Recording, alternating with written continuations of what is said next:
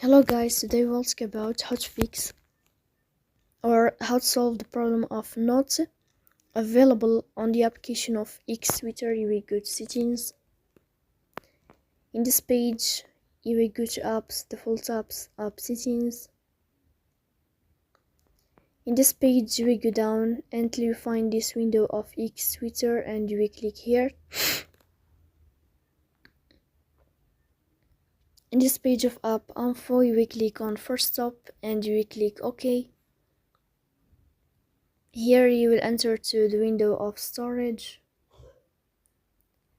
Then we click on clear cache, but pay attention, don't click clear data because that can delete your account or can cause you errors on your app.